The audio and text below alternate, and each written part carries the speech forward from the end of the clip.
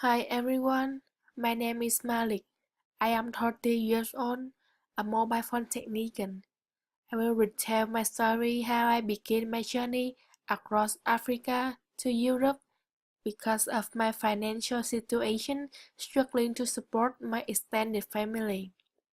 I had finished school early and started work because my father, who has three wives, could no longer pay school fee for me and my 18 older siblings, so I decided to move to Europe for better life and have my family.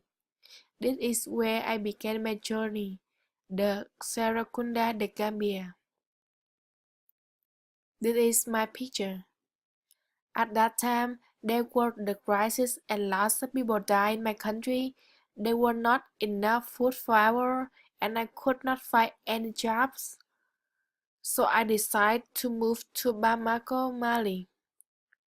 I spent all of my money through the way to Bamako, Mali to buy food, but after leaving home, I could only afford to travel as far as Bamako, Mali, which is here. I stayed there for a few months and worked again as a mobile phone technician. However, the pay was moderate, and I've moved on to find better paid work in Nigeria. It takes me a few weeks to get to Benin, Nigeria. I only have money to buy some bread and some water. Sometimes it was raining, and I got stale bread. I ate it and vomited. Since I stayed there, I fell in love with my wife Ibas. That is me and my wife. Accepted by her family, we were married soon after. However, we struggled to make ends meet and decided to make the journey to Europe to search for a better life.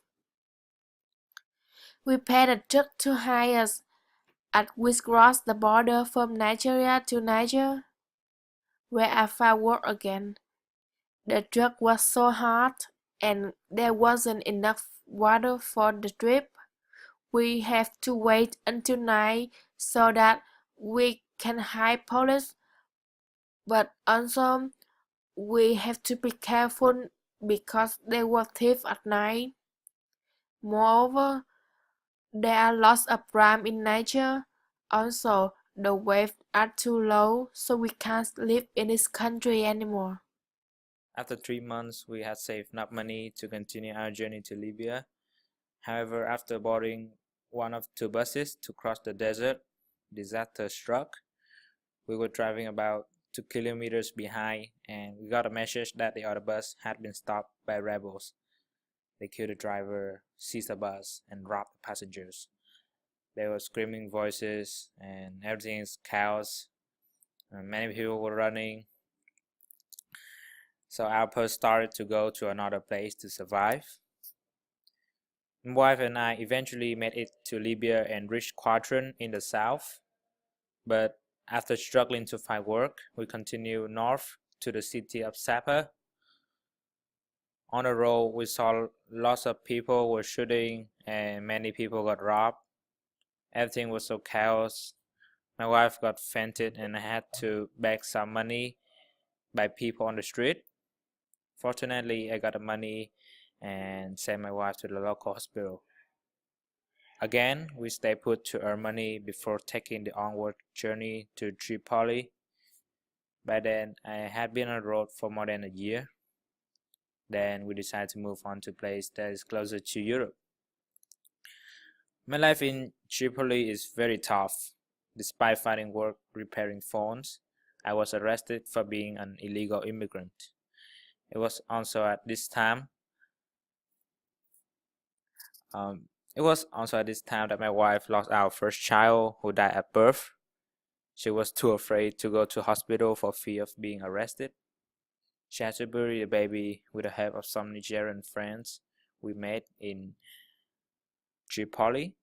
I never saw my baby and I don't know where she was buried. It was the saddest moment and it was the hardest choice. She went on to borrow money from Nigerian friends to bail me out of prison. and I returned to working in a mobile phone shop.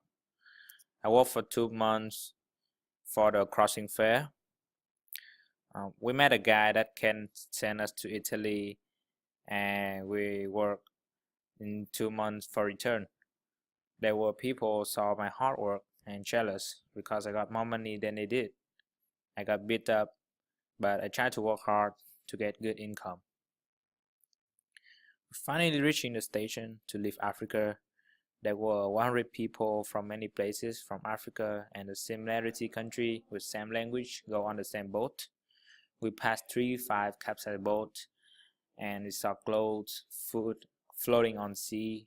There were storms at night and some people fell off the boat. The sun is so hot that nearly burned their skin. People had to use buckets to take water out of the boat because the boat was too small and the boat would be sank if they do it too slow.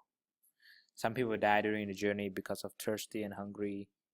I was really afraid and worried about my wife's condition. After weeks, there is a container ship came and threw smaller boats, vessels, and supplies. They threw out a rope to prevent the ship to sink. We luckily survived through a journey and reached to the destination, Augusta in Italy. People was really friendly and helped us a lot. We were saved by the humanitarian aid and we woke up in the hospitals. People provide us food to eat and place to live. Other people reach to asylums.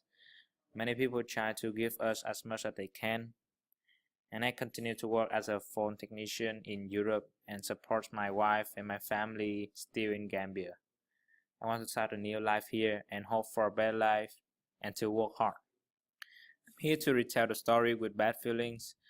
Sometimes we gave up, but I thought about my family in Gambia, my wife, and I could not give up. I have to fight it. I'm so thankful to those people I have met in the way we moved to Europe that helped us a lot.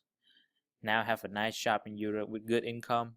I want to say that people have a good life, should work hard and help other people.